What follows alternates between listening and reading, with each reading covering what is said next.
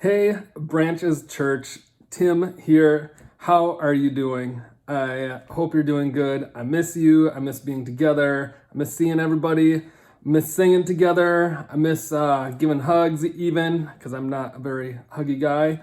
But I do miss that right now. And I hope you're doing good. And we are praying for you. And for those of you who are watching this because you saw some weird guy, welcome. Glad you're a part of this too.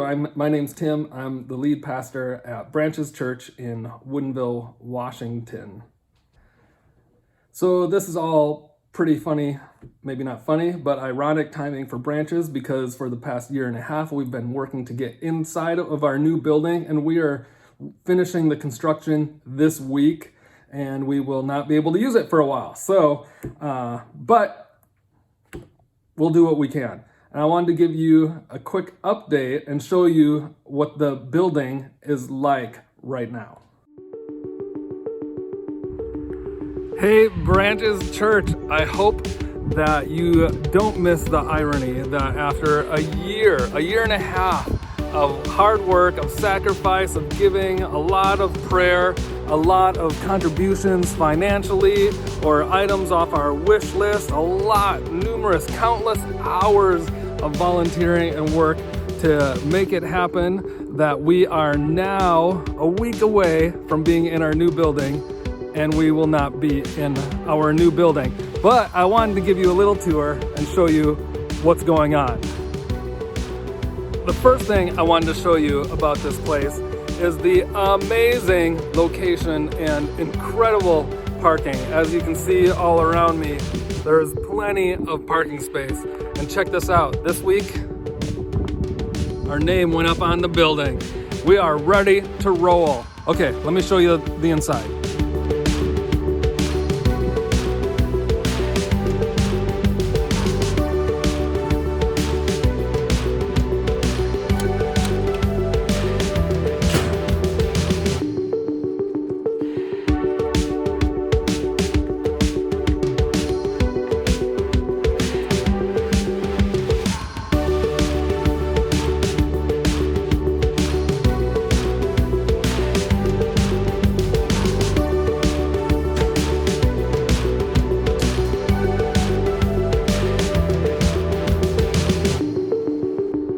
So there you have it, a quick tour of our new space, and I thought I'd end in one of my favorite places to be right now, our backyard, right along the Sammamish River, across from the Burt Gilman Trail.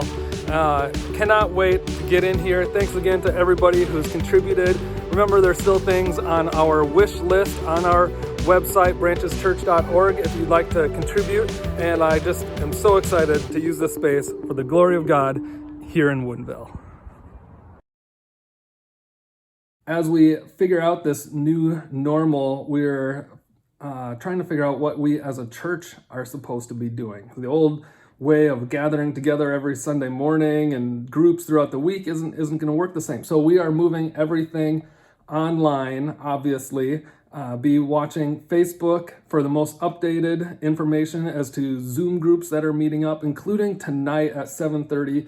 We have our Monday prayer group. We are doing it at 7:30 tonight on Zoom, so if you can join us for that, or there's other groups throughout the week that are happening, and hope you can join in to one of those groups. Also, as we are social distancing, I hope you are reaching out to people, texting them, checking in, saying hi, asking them how they're doing, how you can pray for them, or even like the crazy thing, give someone a call on the phone, actually talk to them and see what they're up to, how their life is affected, how you can pray for them, and what we can be doing for each other.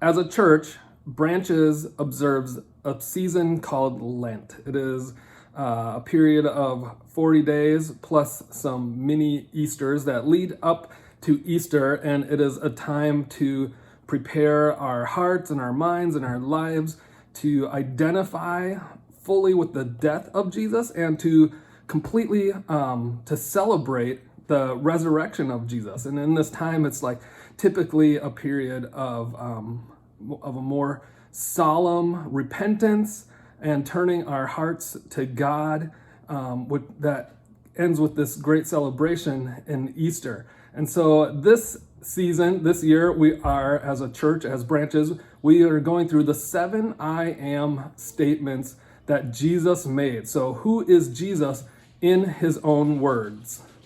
So today and this week, I wanted us to look at one of these I am statements that Jesus made. He said, I am the good shepherd. This is in John chapter 10. So I encourage you to go back and read through this chapter and look at this whole story. But he says in verse 11, he says, I am the good shepherd. He actually says, I am the good shepherd. The good shepherd lays down his life for the sheep. So what does this mean to us? Well, it means the good shepherd, a good shepherd in general. What do? They protect and they care for the sheep. They're watching over the sheep. And so this reminds us right away that Jesus cares about us. Jesus cares about you. What we're going through right now, the obstacles, the tests, the trials, the hurts, the pain that we're going through right now, whether you've lost your job, the stress of keeping your business open at this time, the stress of having your kids home or changing how you do work, all of that, God cares about that. He cares so much about it. And in fact, when it says the good shepherd lays down his life for the sheep, we see that Jesus did exactly that. The greatest problem in our life is our own sin. And Jesus laid down his life. He went to the cross to pay the price of sin for us. And then in verse 14, Jesus says, I am the good shepherd. I know my own, and my own know me. So he says two things about being the good shepherd. First, he says that he knows his own. You know, when you get to that point in a relationship where you tell someone about your deepest, darkest secrets, the worst thing about you, basically, the thing that you don't want anybody to know, and you tell them, and you wonder, are they going to stick around? Are they going to be here when they really know who I really am? Well, here in John 10, Jesus is saying he knows that. He knows everything about you. Jesus is saying the good shepherd knows the sheep. He knows the greatest things about us, but he also knows the worst things about us. And guess what? He's still there. He doesn't take off and run away. Actually, he goes on to explain, he says, hey, the hired hand, any other thing that is going to give you that you put our trust in or our security in or our hope in. He said all those things, when the going gets tough, they're going to get going.